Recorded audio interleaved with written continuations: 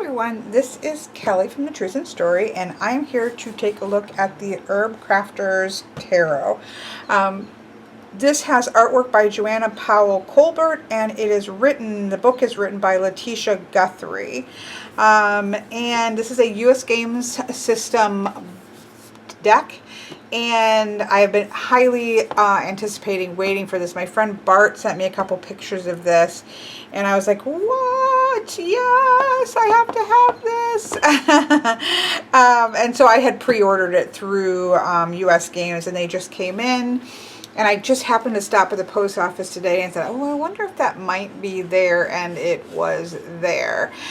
So I don't know when this goes up on Amazon. It just came in. I know they're shipping out the people who pre-ordered it. I'm assuming it's going to be on US Amazon fairly soon if it's not already.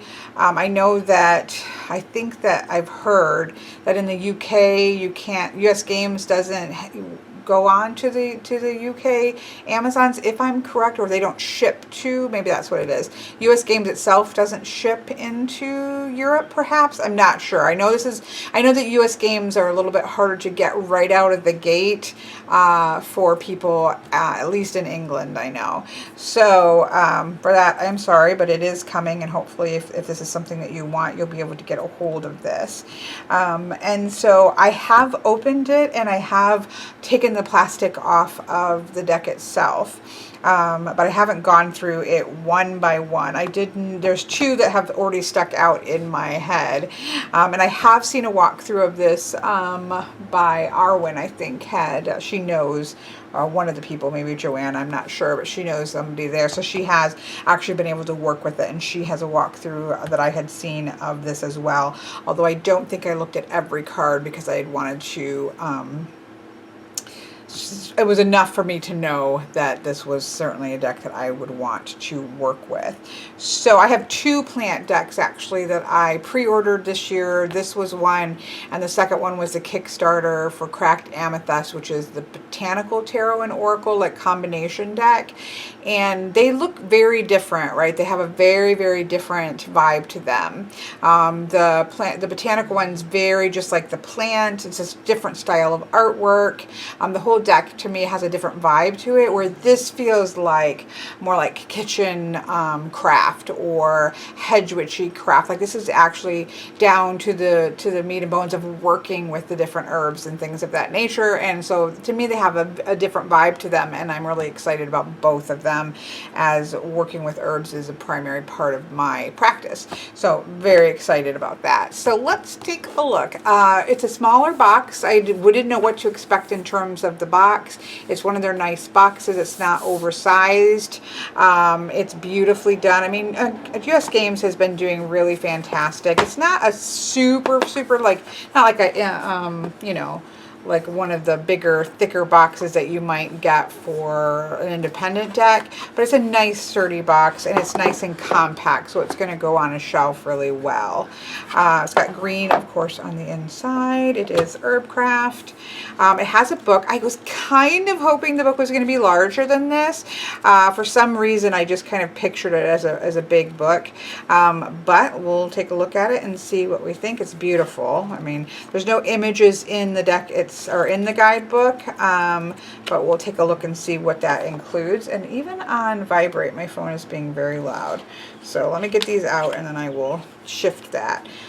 This is the back of the deck, which I actually quite like. You can see some what almost looks like essential oils here, like teas here, the actual bits of roots and leaves and flower petals, and even some butterflies here. I do quite like the back of this, actually. I think it goes pretty well with the theme of the deck, so I love that. But look at the very first one. Okay, we'll come back to that in a minute. I'm going to set it aside because I will get distracted.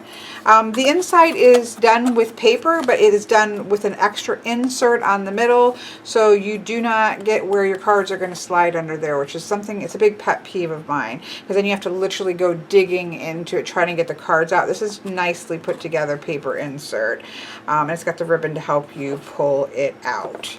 So nice box. Let me see what this, I don't even remember what I paid for it, to be honest. because I had pre-ordered it. It doesn't say. I'll try, if it's out, I'll try to find a link for it.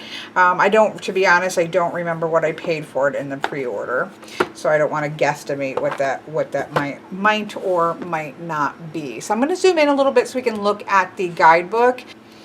Okay, so here we have the book. Let me move this out of the way for right now. Look at that. I love the colors. Love the colors here. So we have our contents. We have our acknowledgments, dedication for all who have retreated with me on the sacred land of Aldermarsh, from Joanna and Paramihijas by Letitia. I'm sure I just slaughtered that and I shouldn't have tried to even read it. So, it goes into your introduction. I definitely, tarot is a game that invites contemplation. I don't think of tarot as a game. It might have had its roots into that, but, I don't really think of it. That did jump out at me a little bit, but I do think it tells the story of people as much as it tells the story of the plants. This deck is supposed to.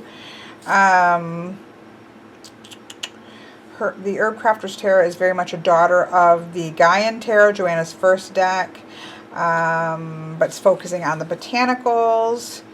It talks about who is an herb crafter. An herb crafter is an aficionado of the botanical realm, she or he.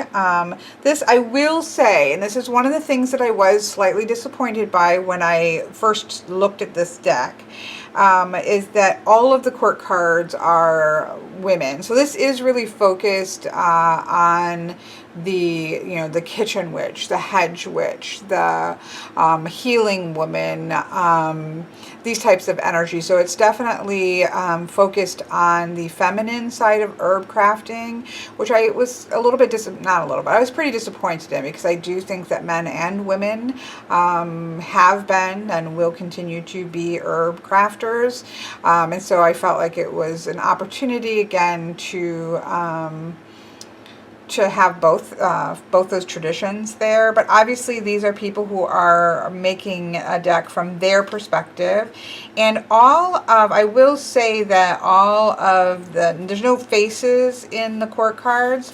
There are only like hands, and so they do become for me, again, this is not how. There is the intention of the deck and of any deck, and then there is how a person chooses to use said deck. And so for me, it doesn't really focus in directly on gender, because you do just see the hands. So I was slightly disappointed, even though, again, it's everybody who creates a deck. This is their vision of it, and so there isn't a right or a wrong in choosing genders or how you want to do that. But when I'm reviewing a deck, it's reviewing it in the terms of the perspective of somebody getting the deck, right? And so how I might relate to the deck does not say anything negative about how the person who created the deck chose to create it. It just means this is me as a person who didn't create it and how I might interact with that deck. So I would have liked to have seen that be less strictly to that, because I don't think, especially when you're defining who is an herb crafter, I don't think it's always going to be a she. So this is definitely all written in the terms of a she. So it talks about a person who is herb crafter being in love with plants and longing to know them more deeply, having a playful spirit, embracing the plant world, recognizing themselves in nature, reciprocity in all things. So it kind of goes into what that will be, what that might look like as an herb crafter. I just don't think it necessarily has to be a she. So and there's that. Now, this is something I was really excited about here. So, okay, so here are some of the changes. The Minor Arcana comprises 56 cards divided into 4 suits, of course. Numbers from aces to kings. The suits have been changed to the 4 elements, which I love. I think that makes perfect sense. The tools of the herb crafter are bowlines in the suit of air, mortars and pestles in the suit of fire, kettles in the suit of water, and baskets in the suit of earth. So they've changed, they've added the tools. And the suit also represents skills acquired on the herb crafter's journey, learning for air, creating for fire, nourishing for water, and giving for earth. So they have that, those layers in. This is definitely a well thought out shift here. The minor arcana cards show the everyday activities of the herb crafter. She stands outside of the frame, and we experience her life from the plant's perspective there. So we have that. Does it talk about the major arcana represents the suit of spirit. We follow an herb crafter's journey as she meets the wilderness and learns to cultivate a garden for herself and one for the world. They also say that the herbs that are chosen for each suit according to how their medicine is acquired. The suit of air honors the medicine that comes from noticing and observing the plants as they are. Air cards show tall sword-like plants outside. The suit of fire celebrates the alchemy of herb craft. Fire cards show busy scenes making tinctures and potions. The suit of water emphasizes water-based medicines. They show baths and teas. The suit of earth features plants that are used to make legacy tools. Each earth cards show baskets and fiber arts.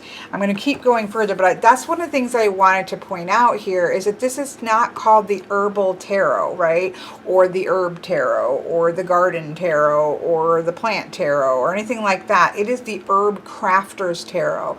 So the focus, yes, there's a lot of plants in here, and so the focus is there with the plant, but it's on the herb crafter and how the herb crafter works with the plants. So that makes it very different than, say, a deck that is really just a plant-based deck.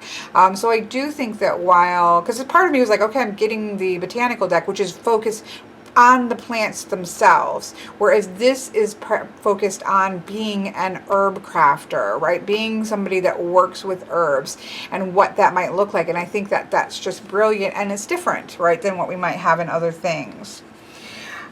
They also said that they used the numbers, like, please, yes, that is to me so amazing that they used the herbs for each number according to how they contribute to the overarching ecosystem. So number 1 is for dooryard herbs and weeds. Number 2, plants that attract pollinators or feed animal friends. 3, plants that grow, because 3 is the number of growth. 4, plants for borders and hedges, because 4 is the number of structure. 5 are plants listed as endangered or threatened by United Plant Savers. 6, abundantly producing plants. 7, ancient trees, yes. 8, root medicine plants. 9, fruit trees. And 10, cover crops and composting plants. So I love that even in using the numbers, like, can you see these layers being built up of an herb crafter's life and the way that they interact with herbs. The 16 people cards are inspired by the legacy of women healers throughout history. We highlight the medicine keepers of the ages as hedge witches, grandmothers, midwives, and tias who have held the secret recipes and passed them down to families in the most casual ways, and gathering flowers, making tea, and crafting baskets. The titles of the people cards are changed from traditional quartz names to represent the archetype each woman embodies as she matures into her craft, from wanderer to warrior. So I'm assuming this is in Spanish. I'm going to stop and look this up really quickly so I make sure I spell it or pronounce it correctly. But pages are daughters, knights are warriors, queens are mothers, and kings become healers. So as far as I can tell, I did take a couple years of Spanish in high school. I am 50. I don't remember a lot of it. It seems as if the pages are hijas, which are daughters, Adelitas, which are warriors, madres are the queens from mothers, and the kings are curanderas, which are healers. Again, I'm not saying that is a perfect pronunciation. I do not speak Spanish, but that seems to be roughly the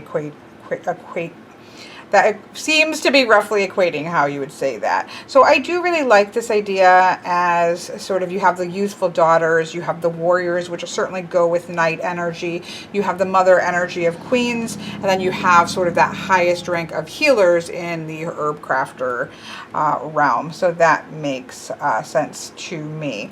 Obviously, they also talk about which... at some point in here, I skimmed it, where, you know, they do obviously talk about the herbs that they've picked. We just have to remember, and I think even Arwen had pointed this out, there are so many herbs in the world, right? There are so many herbs in the world, and there are 78 cards. So there will not be all of the herbs that you might particularly love or use, and that's okay. They're picking the ones that they love, that they're used to working with, that seems to go with the cards for them, and you know, that's all that they can do. They can't. It's like an animal deck. We can't have every single animal in there, so somebody's always going to have a plant that they wished was in there that is not. So there we have that. In terms of the art, I wanted to point this out here. There is a bibliography in the back with a bunch of wonderful books. I love that Pema Chodron's When Things Fall Apart is in here, because that is one of the books that took me down the path of Buddhism. So that was kind of a surprising one in the midst of all of these herbal books. But I love a well done bibliography, because it lets me know kind of where are they coming from, what are the books that they're pulling from, and so I like to see that. In terms of the creators of this deck, Joanna Powell Colbert, yes, has been an artist, teacher, and convener of circles for over 30 years. She was named by Sage Women magazine as one of the wisdom keepers of the goddess spirituality movement. So that makes sense then why the deck's focused on she. Her first deck was the Gaian Tarot, which I do not have. Joanna teaches workshops and online courses on earth-centered spirituality, creativity, tarot, and hosts retreats several times a year. She created the artwork for the Herbcrafters, and the artwork, it talks about, she uses Prismacolor pencils in a photorealistic style. So you can definitely see the grain in the pictures. Don't think that, I'm trying to get an example. You may think, oh, like these are pixelated or something of that nature. No, these are done through colored pencils, and so you can, especially on some of the hands ones, you can definitely tell, like, these are not computer generated artwork. So the coloring is not smooth. It has grain to it and texture to it, and that is because of the medium, not because the image has not been, you know, tweaked correctly. So she uses Prismacolor pencils in a photorealistic style. Then it talks about Letitia Guthrie is a folk herbalist and creator of Herb Camp, an herb-based rewilding nature camp for adults. She has taught folk herbalism in the Sonoran Desert and the Pacific Northwest. She is building an enchanted food forest and urban learning sanctuary with her family on a small property in Washington. So that's about the two. They also do give you some activity examples, such as what an elixir and a cordial is if you haven't worked with those, how to do the flower essences. This is something I do a lot. Talking about honey, incense, kombucha, I'm thinking. This is not entirely, we'll have to read that when it comes up, but a way to do that. Oils, oxymel, palm tent, pesto, salve, scrubs, steams, and syrups, teas, tea cold infusions, tea with flowers and leaves, tea, lots of teas, tinctures, making vinegars. So you have those because that's part of what again, it's a Herbcrafter's book, or tarot deck, which is awesome.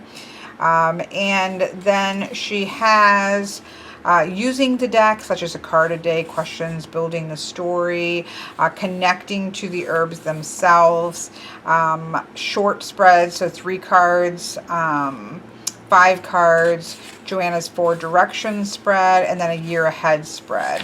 So I do wish there was a little, like I like there to be a spread that's very specific to the theme of the deck, where this is, you know, the current situation, a challenge, an outcome, who, what, when, where, situation, a challenge, how to meet the challenge, the 4 directions, and then a year ahead. So these are kind of standard spreads that you might be able to obviously use in any deck. So it would have been nice to have had some kind of an Herbcrafter spread, but that's just something I like to see in a book. It's not obviously required. So that's sort of what's in the book then, of course, with all of each one of the herbs having 1 page. So we have a page that is speaking about the major arcanas. Then each card has the title, what the plant is, its Latin name. It looks like a little bit of a poem, which is probably just on the majors. Nope, it's in all of them. And then you have a description here, and then how to craft with the Fool. And so we're going to read the first one because A, it is there in front of me, and B, it is the dandelion, which is one of my favorite plants. So no picture of the plant or the card on the guidebook itself. So it says here, follow your dream seeds, be audacious in your adventures, seek wisdom in words. So, or seek wisdom in weeds. Sorry. A basket of dandelion flowers lies in the grass. Stones mark the cardinal directions. I do like that they're explaining what we're seeing, but the arrow-shaped leaves point to many possible paths. Some plants spill from a wildcrafting pouch that rests on the ground. A monarch butterfly sets off on its migration. The world is full of adventure, open to what you have never known before. Like the dandelion seed that floats freely in all directions, trust the changing winds as you embark on a new journey. The bright yellow flowers are bold and lively. Be as audacious and spirited in your explorations. Often thought of as a weed, dandelion is an inviting first medicine for a new herbalist. Keep your mind open. Be willing to experience life as a beginner. Be a pioneer. And then it talks about crafting with the Fool. Harvest dandelion seed and wear it as an omelet when you, not an egg omelet, an amulet when you set off on a new journey. Make dandelion vinegar and sip it when you need to be bold and audacious. Practice finding wisdom in unlikely places. Create a mandala with weeds. I don't even like the term weeds. I have to be honest. I'm sure it's a technical term, but they're plants. Like, what makes them weeds, I'm not entirely sure. But regardless, I think it's beautiful. I like that they're discussing how the placement is here and what that might represent. I think that's great. It doesn't really go into any of the herbal benefits of the plant. And, you know, I would have liked a little bit of that. It would have been nice to have seen perhaps some of the correspondences. When I select, you know, herbs in a bottle, I always try to put like the basic correspondences on there and maybe a little bit of the reasons why I would go to that herb. So maybe something like that would have been nice.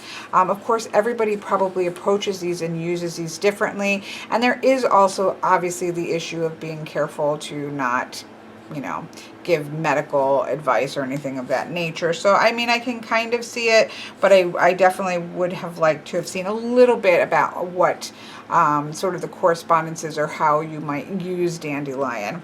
But again, this isn't the herbal tarot. This is the Herbcrafter, and this is what you'd be crafting with. So that, I think, does further keep this in the realm of the Herbcrafter versus being an herb or plant tarot, if that makes sense. So we see that all the way through to the end, and then of course the using of the deck. So there we have it. It's not a big book. Like I said, I kind of was like looking forward to a meaty herbal like guidebook. It's 119 pages. And so you certainly could not just take this and start to work to become an Herbcrafter. Obviously, you would need other resources for how you might use particular herbs. And they certainly give you some in the back to look at. And so you would have to, you know, this would not be a everything you need to know about herb crafting kind of a book. But it does explain how you can use the cards and what you're seeing in the cards. So as a tarot deck, I think that is a big thumbs up. So there we have that. Let's see the cards themselves.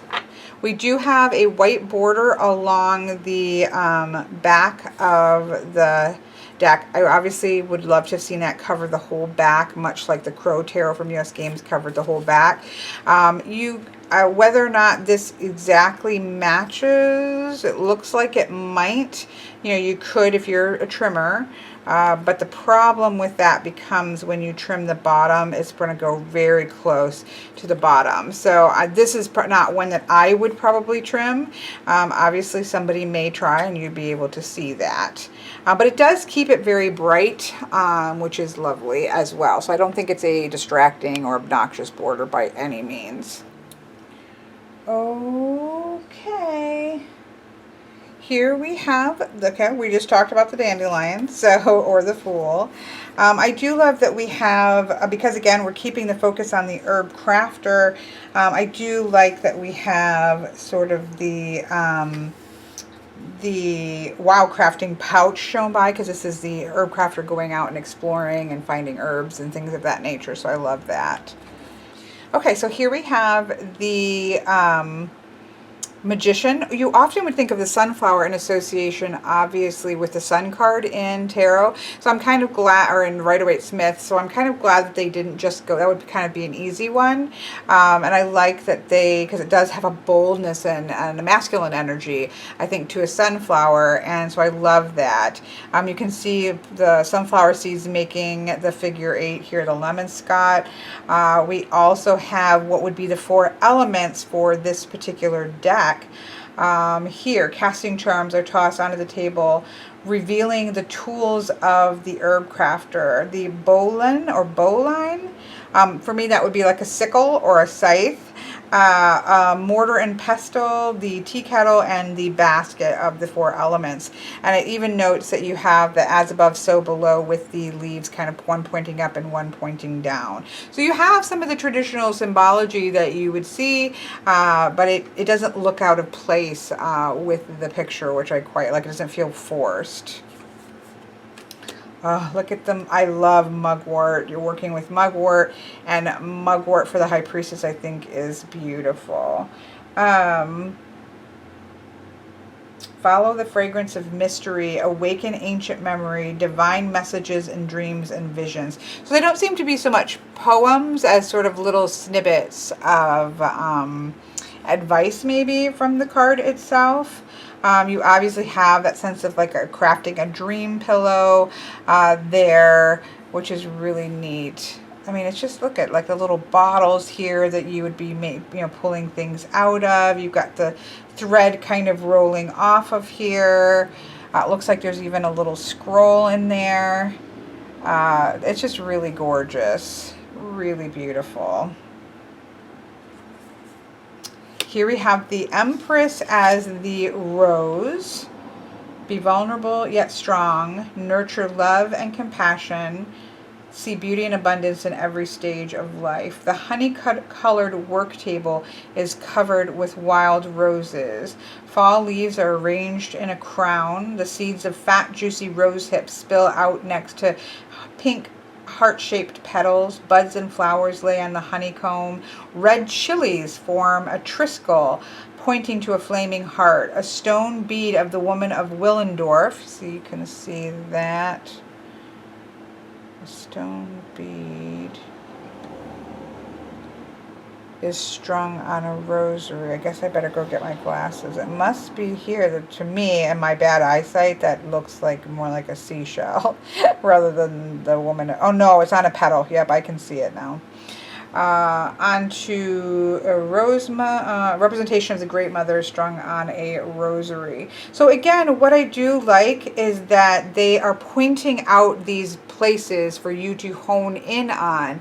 Now, obviously, if you know what the Empress is, it's not very hard for you to take this and run with it with the Emperor. But letting us know what these components are and what these might be pointing to gives us that extra layer. And it's something that I really appreciate in decks that aren't just, you're not seeing the traditional imagery. I enjoy seeing why did they put these particular components here, and what does that mean? It shows intention behind it, and it lets me in on the intention. So I really enjoy that in a deck.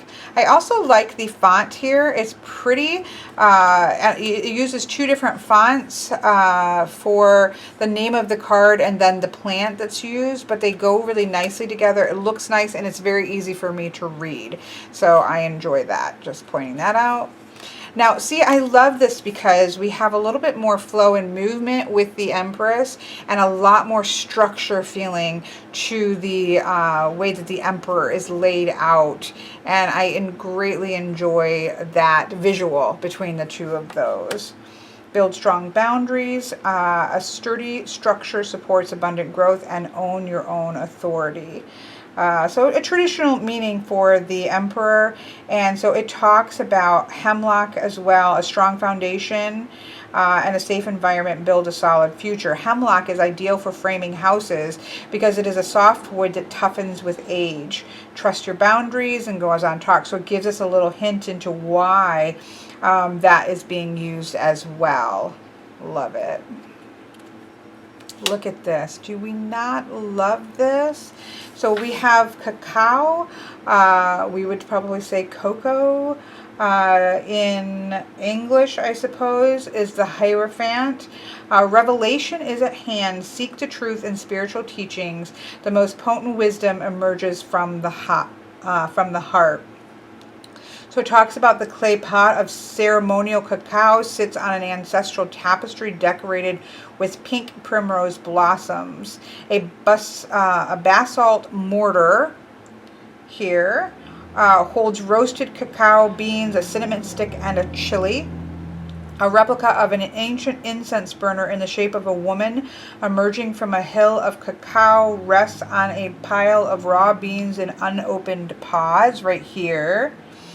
Sorry about that, folks. We got a little bit of barking there that always needs to slip in and interrupt.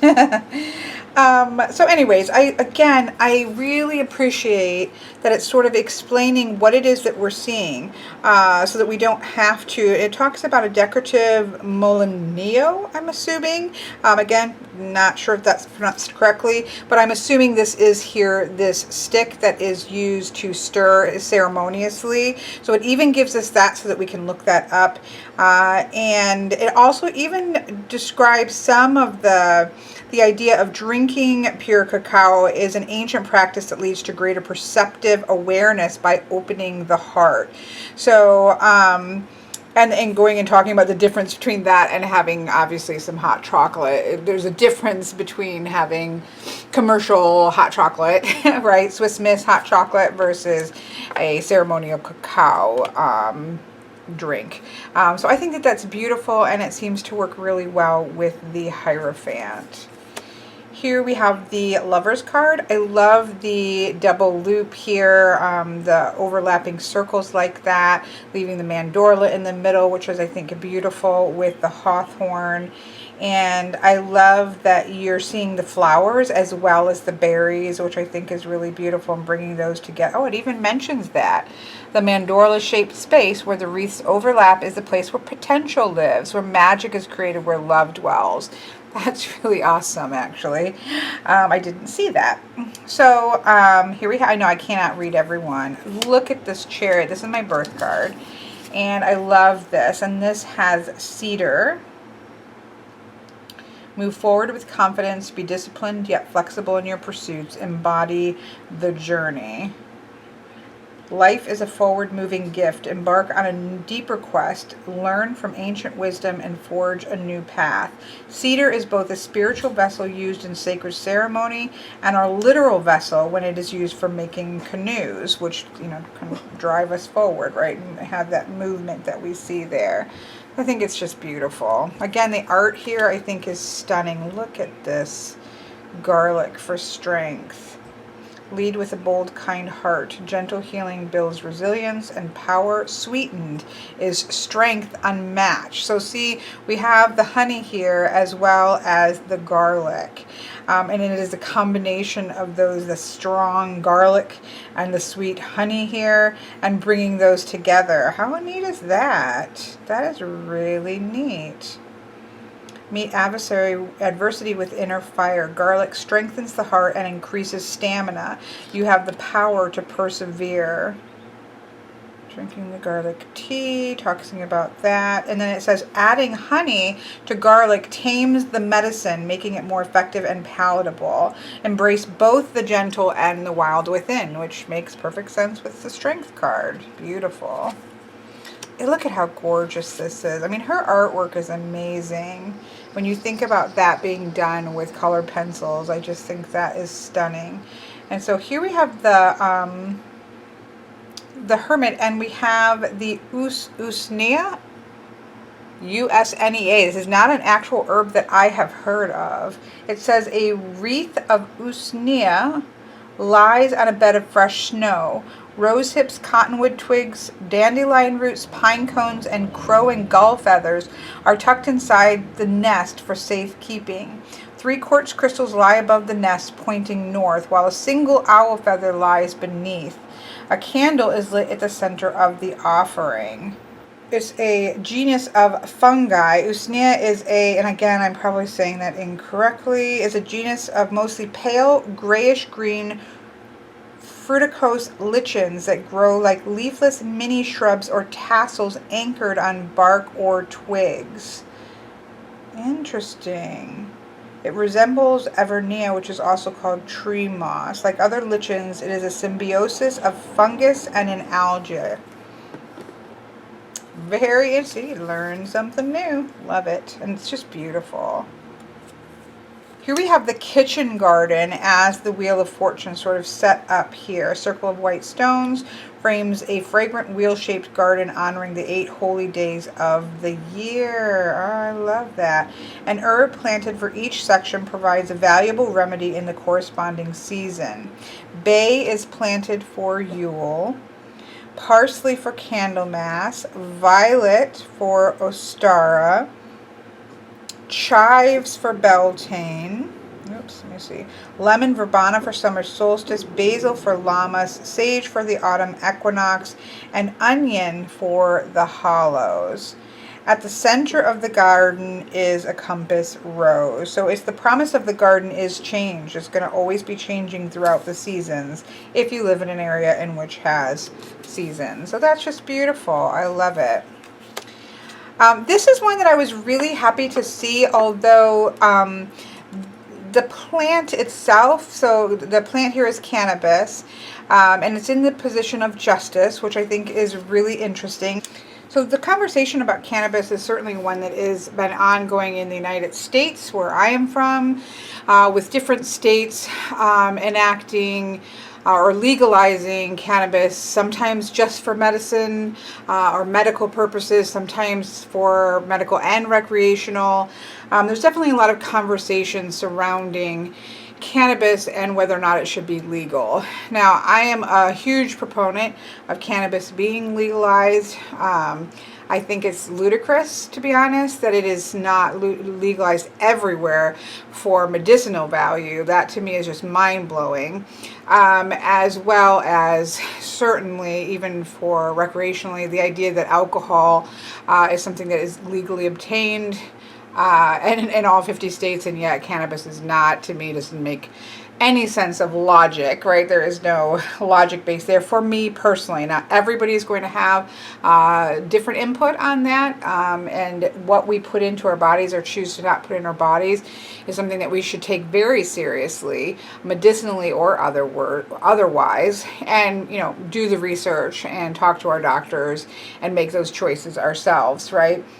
But for me, personally, I think it's ridiculous. And I certainly have found, thankfully, in the state that I lived in when my son was in his last couple years, cannabis was legal for medicinal purposes. It's now also recreational. And cannabis was something that was greatly helping for my son to have pain management, sleep management, and appetite management in a way that did not cause him to have to take some of the bigger painkillers that would have kept him asleep most of the time. And so it was a huge blessing to us.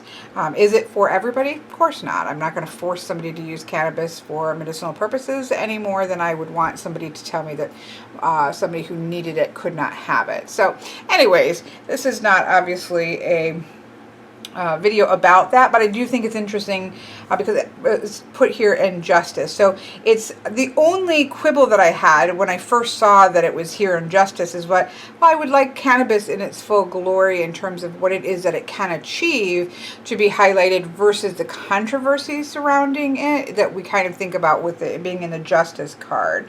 But again, this is talking about the Herbcrafter themselves and the things that, you know, they're going to be dealing with in terms of this particular herb. It certainly makes this card makes sense with this particular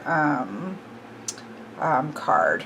And so, or this particular plant. So it says, seek truth, make informed decisions. I love that they put that there because again, I'm not saying everybody needs to go out and should go out and smoke cannabis either medicinally or recreationally. We need to be informed about what we put into our body and what works for us and what doesn't work for us. We need to be informed, but also having that ability to make that choice is what I would argue for, right? So I do really like that, that they are speaking about it in that way. So I think that's really, and the picture is absolutely gorgeous. Here we have the Hanged One with burdock. A cup of tea placed over a large burdock leaf reflects the naked tree outside the window. A large clean root rests on the table, the tendrils forming the shape of the Hanged One. See how you can see that? You see the legs there and everything. That's pretty cool. I love the bag of runes here. The legs are crossed like the number 4. The burdock root spills out from their burdock root runes spill out from their blue velvet bag towards a lit beeswax candle. So getting perspective, it certainly ties that, you know, Hanged Man and Odin are often pulled together with Odin hanging on the tree and gaining the gift of the runes. So I think that that's really beautiful and I absolutely love it. I really loved this use of marigold here for death. I love marigolds and I've planted them and used them a lot, but I had gotten a bit of more of a heads up on working with marigold when my friend Larissa from the Bard's Lament, she'd had an experience with marigold and marigold wreaths and stuff that definitely made me pay a little bit of attention there, which I thought was pretty amazing. It says 13 beeswax candles glow inside a mandala of marigold flowers in a dark room. A skull painted in striking reds, purples, and greens is illuminated in the center. Delicate and colorful cut tissue paper flags, which we can see around here, frame the top and bottom of the mandala. Monarch butterflies are drawn to the rich scent of the flowers. All things come to an end. Find closure so that you may accept renewal. First, though, pay homage to what must die. It has given you life. The rich scent and vibrant color of the marigold is said to lead the souls of the beloved dead home so that we may celebrate them and the lives they lived. Honor your experiences as they pass. Like the delicate paper flags, life is fragile and fleeting. Delight in the beautiful moments as the bright marigold leaf flowers will eventually wither and fade. Embrace this time of transition. A sacred contract is reaching completion. Let the petals fall. I think that's absolutely beautiful. And it's so well laid out here. I know I've got some light coming in all of a sudden. It's probably messing things up. I really feel like it's so well explained what all of these things in this card are representing, and I just love that. Here we have Camellia with For Temperance. Again, I'm going to try to keep moving a little bit faster. It's just hard. I'm really excited about this. Trust the magic of presence. See the sacred in the simple. Create new magic from what is familiar. It's that sort of alchemy of tea making that I think is stunning. For the devil, we have blackberry. This one interests me. I use a lot of blackberry in working things of that nature. It says, sweet berries, sharp brambles, beware. Let awareness awaken the power of choice. Break free of the desires that keep you trapped. Knowing what keeps you bound can set you free. You may be feeling trapped by something that you love. It feels good, yet you are depleted. Blackberries are delicious, but the vines strangle everything in their path. Do not become ensnared by the sweet fruit of pleasure while ignoring your true needs. And sleeping beauty, bramble creeps over the land, protecting the people while they slumber. Blackberry can be a safe but destructive hedge. See how lovely that is? And even in the pie is absolutely delicious, but we, can't eat too much pie either. It's not good for you. Look at how beautiful this tower is. Let tragedy nourish the soul of rebirth. Everything is food for growth. Be liberated by your acceptance of profound change. A tree crashes in a dark wood onto a bed of brown, gold, and green leaves. A large decaying piece of the trunk is covered in mushrooms. When the wood is touched, it gives way, crumbling to dust. Light shines through the forest and hits the log, illuminating the vibrant colors of the mushroom. How gorgeous is that? Oh, I love it. We have cottonwood as the star. Of course, cottonwood is a big problem for those of us that are allergic to the world around us. Your broken pieces contain the stars of hope. Open your heart to grace. Be generous with your blessings. A bowl of smooth stones floats in the center of 8 deep green serrated cottonwood leaves arranged in a star pattern. Knobby young twigs full of resinous buds reach out like an old witch's hands holding the mandala. Love that. 7 cottonwood star coins cut from the broken branches are arranged in the corners of the offering. The deep blue water reflects the stars in the night sky. How awesome is that? That is awesome. For the moon, we have Datura. Face the unknown, enter the luminous darkness, open your eyes to night blooming magic. And see how instead of the moon cycles, we have sort of the stages of blooming. Love it. Love it. For the sun, we have St. John's wort instead of what we would traditionally see with the sunflower, which is in the position of the magician. Instead, again, something I really like. Cultivate happiness, vitality, and joy. The peak of summer's power wards off every ill. Shine on. Celebrate yourself and your successes. Clear jars of red-infused oils encircled by bunches of St. John's wort sits on an indigo-dyed cloth. I just love it.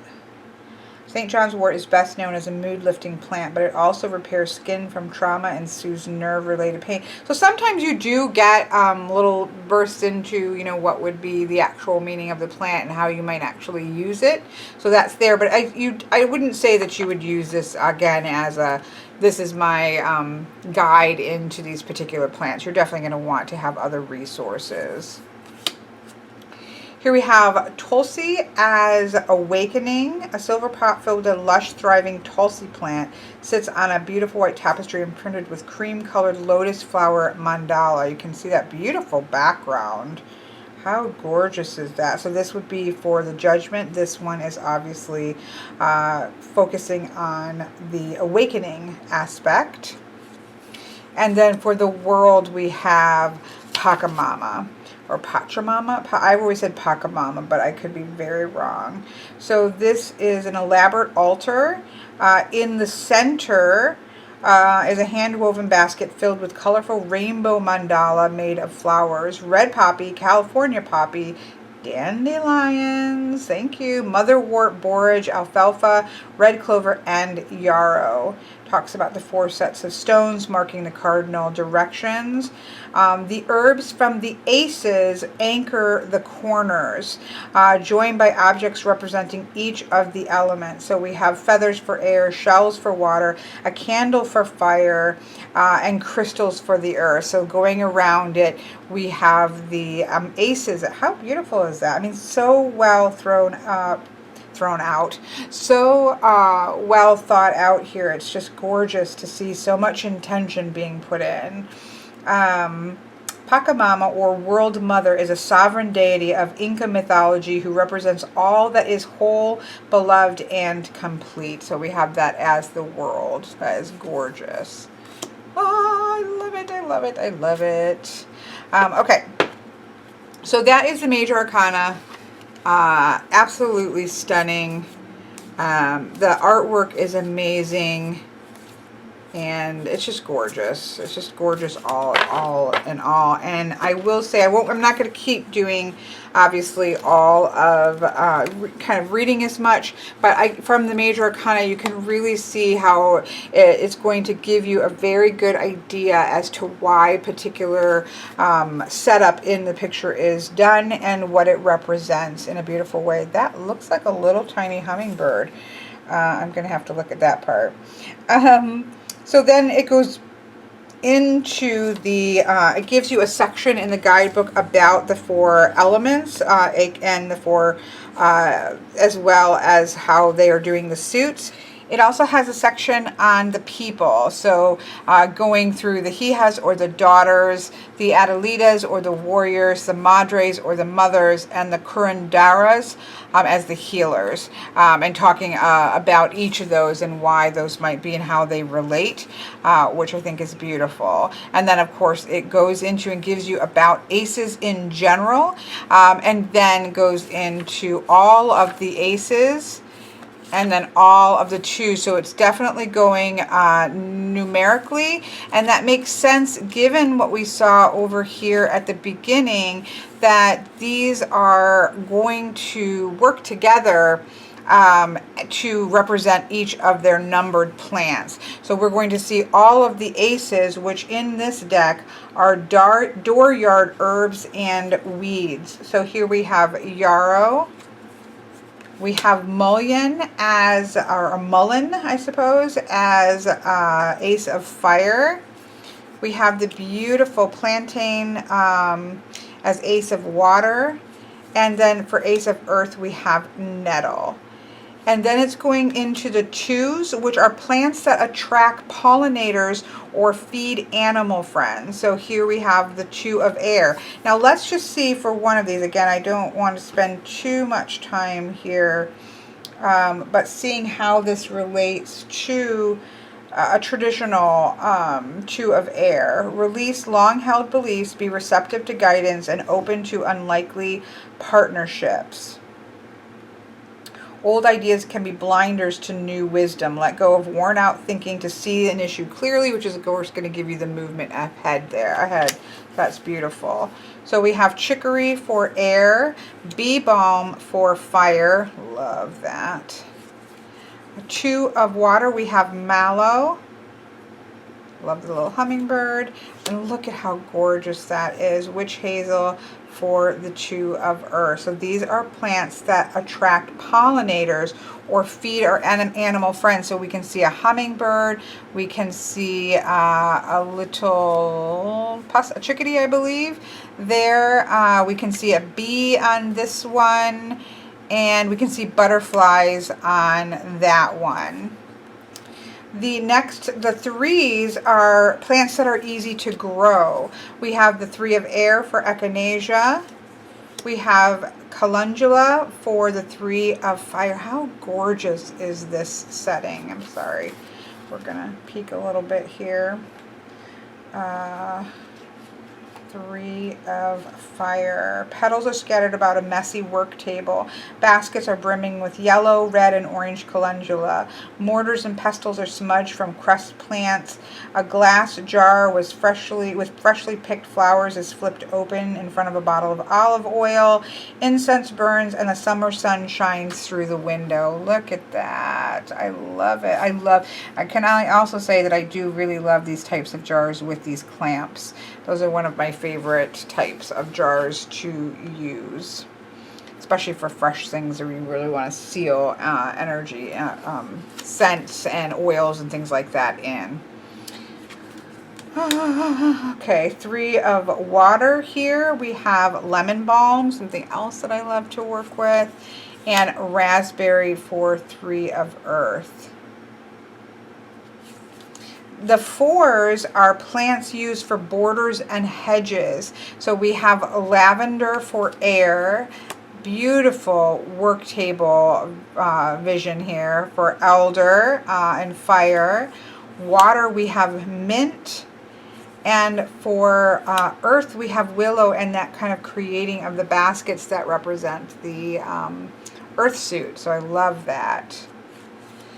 For number 5, the 5 cards featured plants that are listed as threatened or endangered with United Plant Savers, and organizations whose mission is to protect the native medicinal plants of North America. And so we have a white sage.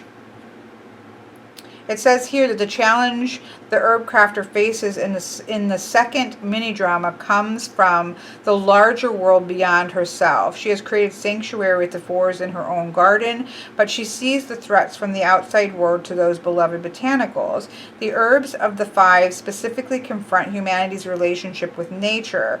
The Herbcrafter becomes aware of how the choices of the dominant culture influences the ecosystem. So here we have white sage, black cohosh, golden seal, and slippery elm for the 5s. Here we have the 6s. Sorry, I'm trying to flip back and forth. The 6s are abundantly producing plants with the beautiful cattails. I love all the feathers in the air. Nasturtium. I know I say that incorrectly. These are beautiful flowers. Love the candles here. Borage. Pine. I mean, look at the images.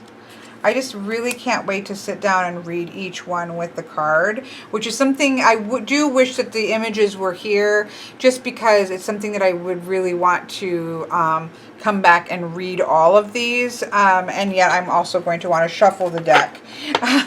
So that is always, then it's like putting them all back in order so that you can look to the image of that. So I do wish that the images were in the book, but not doing so also keeps everything compact. So it's like one of those trade-offs, right?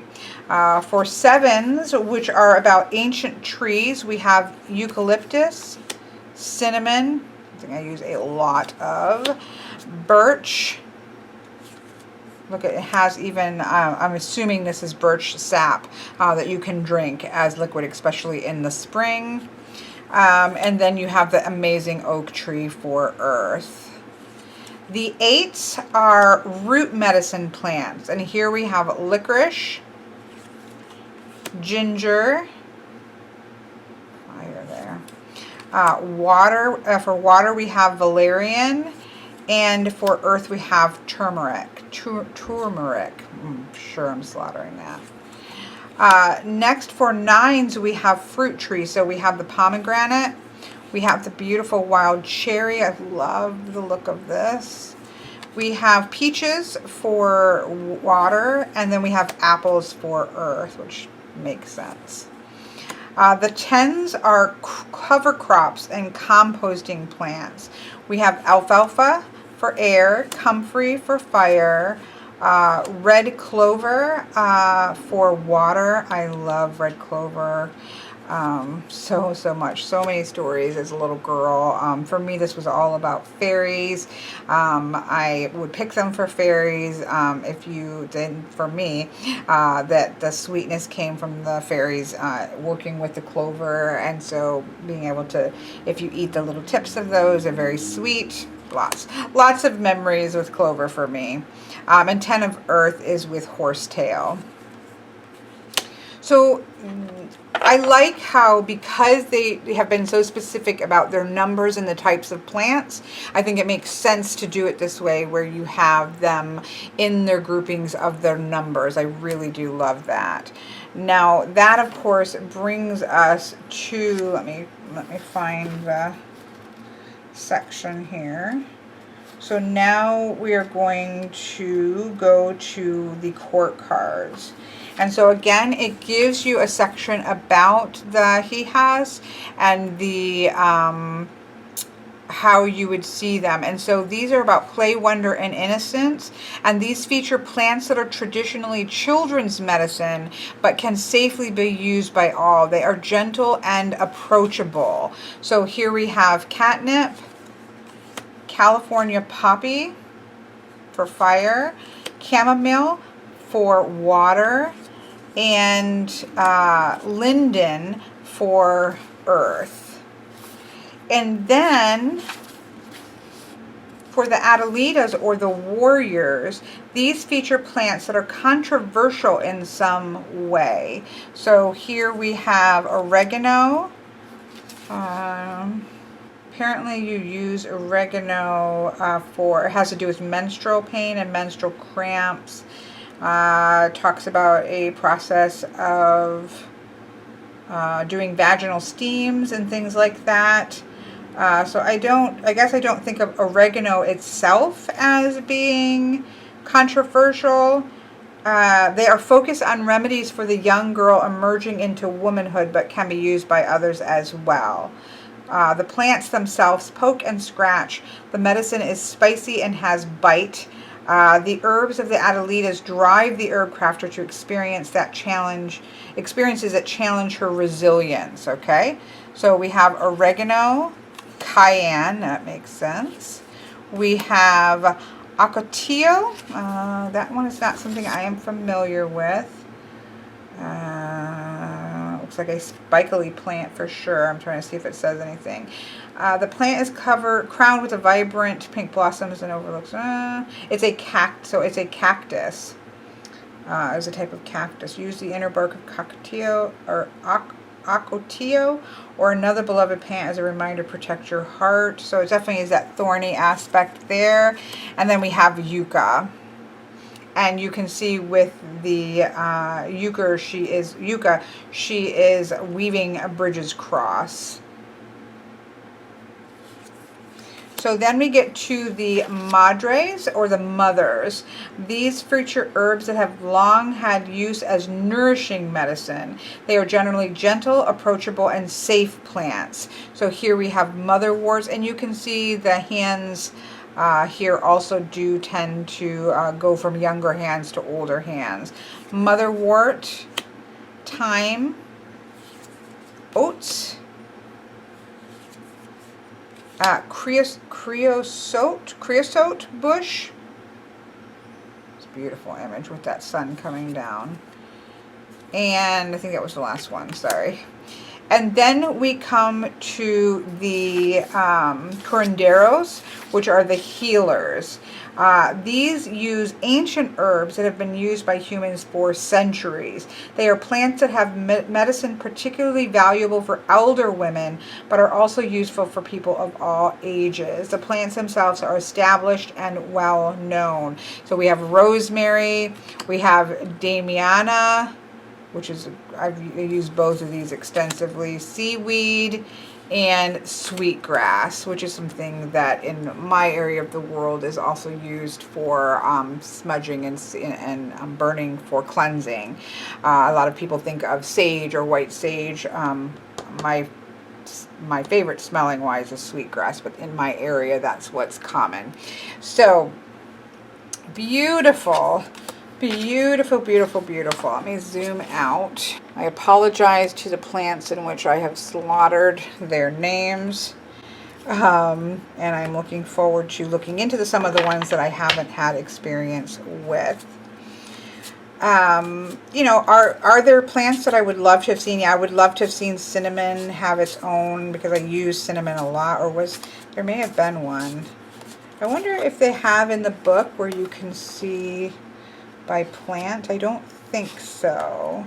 No, so you can't like look. That would have been nice to have been able to look up by the plant itself, like have a listing of the plant and then the page number for the thing. That would have been really helpful, just if you were looking for, because sometimes if I'm doing working or something like that, I might want to say pull out a card to correspond with the herbs and stuff that I'm actually using with dandelion. Kind of strengthens whatever intentions that I'm setting out, and so it would have been nice to have that sort of reference, so that you could go back and see what are the plants that are used. That might be something that I write into the back of the book, because I think that could be helpful to see how do they see that particular plant, which may or may not be different than the way that I see it, right? We all have different experiences with herbs, and just as with crystals or things of that nature, although obviously medicinally there's a long history and things that can be learnt there, but it's nice to see that from somebody else's perspective.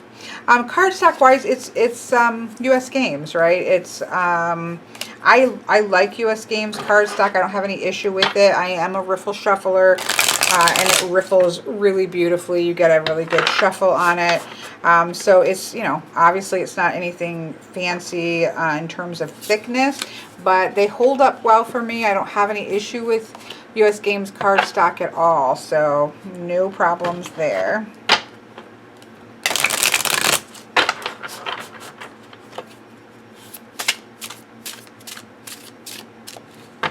They smell a little strange. I will say they don't smell quite like, I've not ever really remember noticing US Games, and it does have a bit of a weird smell to it. It was plastic wrapped in, and I want to say when I got my Crow Tarot, I don't believe my Crow Tarot, which is a recent US Games, I don't think that it was not saran wrapped, but you know what I mean. It wasn't like cellophane wrapped where this was, so that might be why it smells. I will definitely leave this out for a little bit and let it air out a bit, but it's not wretched or anything. It's just I definitely notice it, and I don't normally notice that. So I'm just gonna put it out just to kind of see a larger spread with it. So is this for particularly somebody who, you know, maybe is a brand new to tarot? I don't think that's really the intention of this. It doesn't spend a lot of time going into traditional meanings of tarot. I do think that the top of the book of each page, where it gives this little piece, that really does seem to focus on what a general meaning of the card might be. It definitely gives you a great idea how to approach these in terms of reading with it from this particular deck. But I don't think I would say that this is a great deck for somebody to learn how to read tarot. I do think that this is amazing at being very intentional about what it's doing. It is the Herbcrafter's Tarot. It is about working with herbs, crafting with herbs. It sinks into that, what that looks like for somebody who is working with herbs. And it picks plants and scenes and different things that you might do with these plants that go very well so far with what I've seen. It's not always just the exact plant. As we saw even with the cannabis, it was about the conversation surrounding that particular plant. And so there's a lot of layers here and a lot of in-depth I think, process of really honing this into being perfect at what it does. But I think you would be benefited by understanding and knowing the basic meanings of tarot with this deck. I don't think it's a deck to learn how to read tarot on in a traditional sense. I think this would be great to have if you already have some foundation of knowing the tarot cards. That's just my personal, I'm not saying you can't, but my personal thought is that this is something special, right? This is something that is taking a core bone structure of tarot and really building onto that bone structure in a very intentional, mindful, and thorough way, which is beautifully done from what I can see here.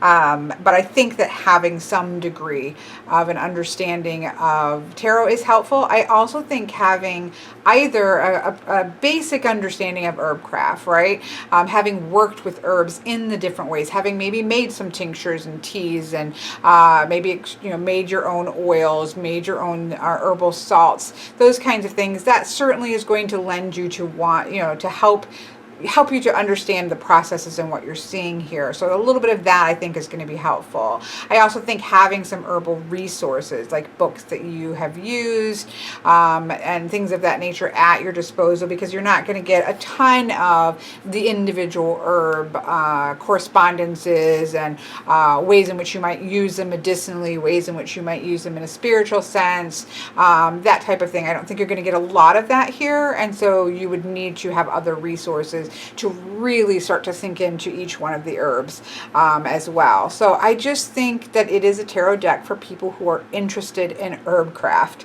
And if that is something that you're interested in, from what I'm seeing, obviously this is my first impressions, I just think that I'm really impressed with the intention that has gone into these, both from the choosing of the suits, from the choosing of the plants based on the numbers, just every step along the way. There has been very intentional choices made here that I think speak very highly of a well-constructed deck versus something that's just kind of thrown together around a particular theme. And so that I think is really beautiful and powerful to see. Okay, I wanted to add in here a couple observations. I've just been kind of pulling my first pull, which is always something I love to do with a deck, and just kind of thinking about it. And I was talking to my friend Larissa, because again, we kind of talk about herb crafting kind of things together. She's that person that I can talk to about this type of stuff.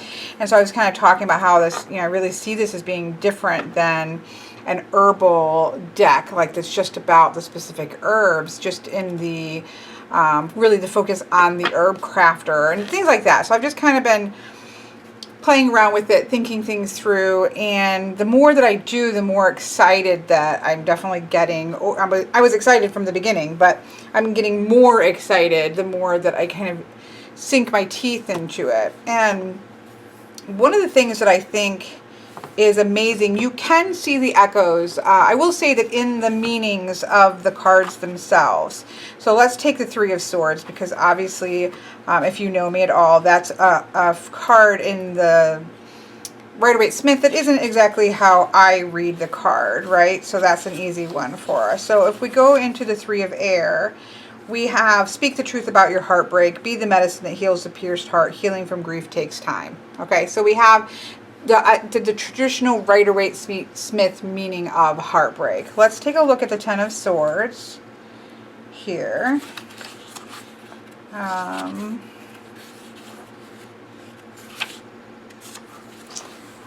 Ten of Air, we have alfalfa. Compost your plans and allow new ideas to sprout. Breaking down leads to renewed fertility. Let your studies lie fallow, replenish, and begin again. So it does speak of that idea of letting something lie fallow, composting dead material to turn into new. So you can see the echoes of Rider-Waite-Smith in the meanings that are here. So you have that touchstone if Rider-Waite-Smith is a system that you use. But what's beautiful is, let's just take this particular just 3-card reading, right? So I pulled this 3-card reading just as sort of a opening reading for myself. I'm looking to the center card as sort of a main message that gets expanded on by the cards on either side. So without, and you can do this with any, just with a regular tarot as well. You can sort of scan it and say, okay, well, I have a fire and I have 2 earth, and I have a 6 and I have a 2 and I have an ace. And you can kind of process through that. I think with this deck, that becomes really interesting because if I'm looking to the center card, which is an ace, it's a number 1. In this deck, this is dooryard, herbs and weeds. Now, let's see what they are talking about when they're talking about dooryards, right? The ace cards feature herbs most of us know as weeds. These are starting points. These are possibilities, right? Found easily in nature. They are not usually cultivated intentionally, but eradicated. They are an ancient medicine with a long history of use and will often be the first plants we meet as beginning herbalists. They are referred to as dooryard herbs because they are found right at our doorsteps. These are the gateways, right? I love that, right? So we can see that as the main card here, I have this idea of a gateway, right? This opening energy, this stepping over the threshold for that first step.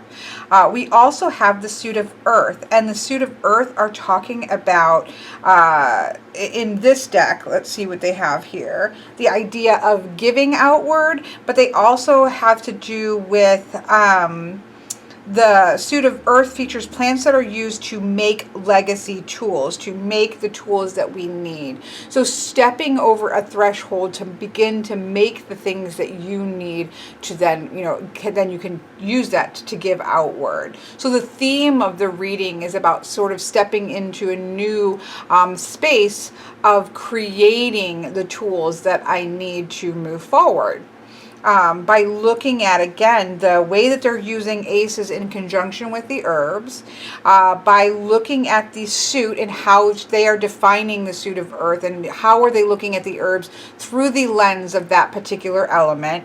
And then, of course, you can go into the actual nettle here. And so nettle stops us when it brushes against our skin and stings. Pay attention to what is calling. Nettle may be a familiar weed, but it is also potent medicine. You already have access to the resource that you desire, but you may need to accept it first. Rope, baskets, clothing are also made with nettle. Find stability and prosperity in fulfilling work that takes root in the physical world. So nettle is literally grabbing hold of you with its prickers, right?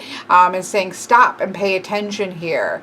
That you have what it is. I have what I need. I have the tools that I need to step into tomorrow, right? So you can really beautifully step into the world of that the layers that this deck inhabits by paying attention to these things, especially in ways that this might take you down a path that you don't normally go, such as an air. If you look at the suit of air, it honors the medicine that comes from noticing, from observing the plants as they are and getting your message from observing and seeing the plants. That is so beautiful for the suit of air. I just love that. But let's go back here real quick. So okay, that's the main message, right, for me, because I have that as the main card. So some things then that are going to build off of my paying attention, noticing the tools that I have as I step over the threshold into creating something new, right? We have an abundance. So the 6s in this deck are abundantly producing plants. So we have this idea of abundance in harmony. I see the number 6 also with this number of harmoniously producing, abundantly producing plants. It is also in the suit of fire, and fire is about the craft, the alchemy of mixing things together to create things. So we have, somebody is actually creating candles here with herbs and flowers and wax, and they are doing sort of an alchemical work. They're creating something there. So we have an abundance of ability to create. When I recognize the tools that I already have within myself, this allows me to create abundant and create abundantly. And then if we were to go in and look at the actual card for nasturtium, which I feel like I'm slaughtering. I have planted that before. but I've never looked up how to say it correctly. So let's see, we're in the sixes. So if we look to the Six of Fire, raise a little power for healing and transformation. Drawing bees and nourishing soil. Wildly growing nasturtium is a vibrant plant that brings life. Your ability to bring people together creates magic. Claim your space as a community leader. Gather circles. Creativity ignites creativity. We have the fire igniting, the candles igniting, right? And because this is about also giving. So it is about creating an abundance of energy that can light a spark, and it can affect other people as well. If I listen to my own, find out the tools that I have within myself, if I pay attention when nettle grabs a hold of me as I'm stepping over that threshold, right? So we have that there. So how beautiful is that? Because you're creating this layer and really tapping into not just saying, okay, well, I know what the Six of Wands is. It's about achievement. It's about this, that, this, or this, or that. But sinking into these numbers and how they are using and crafting this deck, I think is really important to give this its full weight. I hope that's making sense. And lastly, we have the Two of Earth. So again, the Earth suit being about giving outward, but also in making the tools that we need, such as baskets and things of that nature. It's the act of creating. But it's a number two, which is how do we create then, right? How do we create something that is going to then attract as well? And so again, reaching that message here from Nettle of paying attention and tapping into the tools that I already have at hand, that are already there, right? And really sinking into that energy and stepping into that role creates this spark that we talked about here. But it also allows me to create things that attract the people that need to be attracted to that and can actually help the people, like these birds. They're attracted by this witch hazel, and then it's something that can also be helpful to them. And so then we have the twos, which is that plants that attract and feed animal friends. We have the earth, which is the tools that we need to do that. So giving other people perhaps the tools to be able to feed themselves and help themselves, not literally, but you know what I mean. And then we can go to the Two of Earth and look at witch hazel. Your many skills are called to task at once. Witch hazel is valued for providing multiple functions: food and refuge for birds, flexible branches for baskets, bark for medicine. Flowering late winter, witch hazel blends the edges of winter and spring, grief and joy, depth and lightness. The ability to hold the tension of opposing interests brings prosperity. I mean, it's I really like the writing. Again, I really wish this was bigger. That's not a complaint.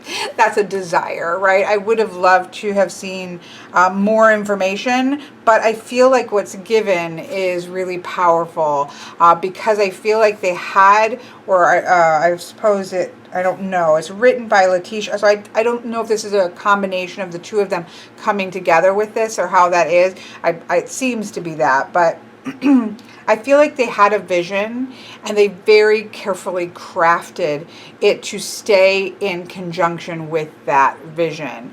And I think that you would probably be doing the whole thing a disservice to just read it as if ignoring all of that and just say, okay, it's the Ace of Earth, right? It's the Ace of Pentacles. What does that mean? It's the Six of Wands. What does that mean? It's the Two of Pentacles. What does that mean?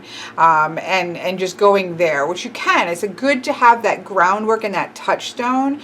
But I think if you kind of work your way through the layers that they've created here, it really makes some interesting perspectives on working with a particular reading. Does that require more work to read at the beginning? Yep, it does.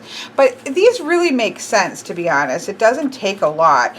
These numbers are very similar in many ways to the ways that we can see those numbers, such as plants attracting. Number 3 is growing. Number 4 is creating borders.